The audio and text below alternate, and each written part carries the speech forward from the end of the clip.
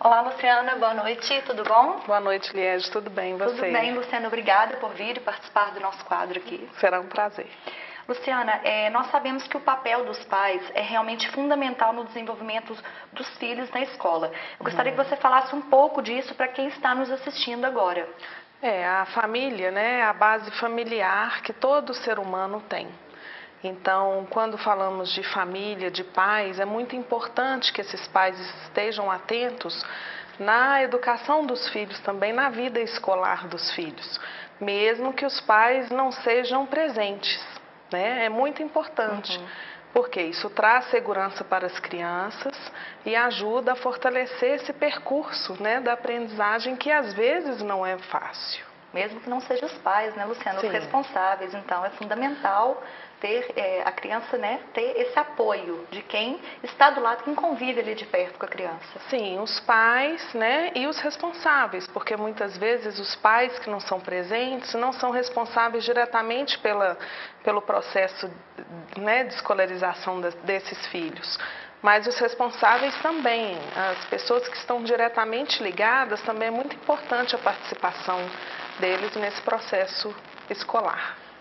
Certo, Luciana. E caso a criança não goste da escola, como fazer os pais para estimular os filhos a gostarem realmente de estudar? Primeiro, Liege, é importante abrir espaço para que esses pais escutem, né, este não gostar de escola. É muito interessante para identificar por que não gostar de escola. Sabemos que estamos no século XXI, no meio de tantas tecnologias, né, que são atrativas demais para essas crianças, adolescentes, mas é importante ter esse olhar diferenciado.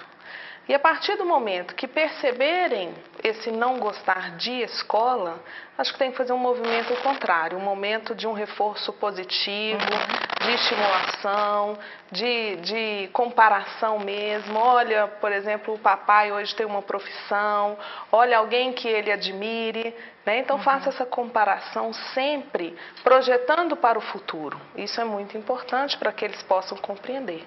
Certo. Luciana, e o que acontece muito hoje em dia é a questão dos pais darem um limite para a criança, né, para os filhos em casa, e a criança chega em casa, chega na escola, né, e tem outro limite. Isso pode causar uma confusão mental assim, na cabeça do aluno?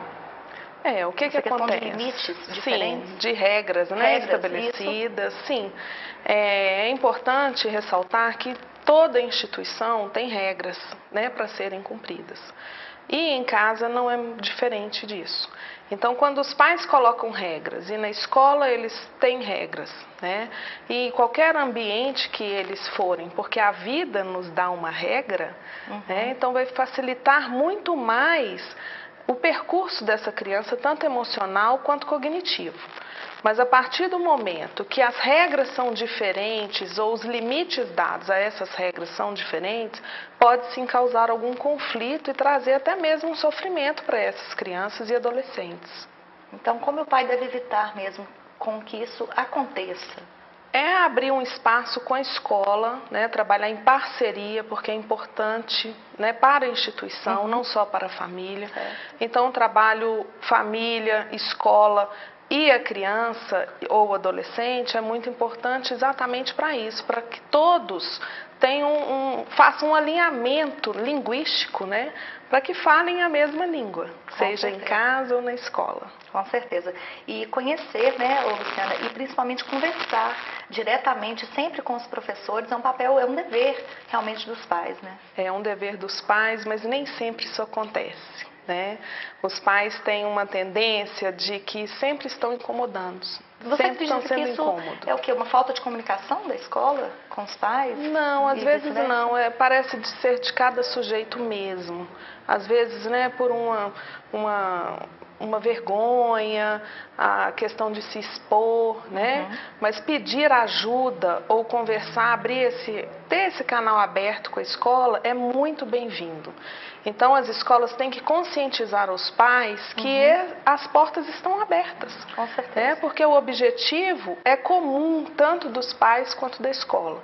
É o bem-estar emocional e cognitivo dos alunos.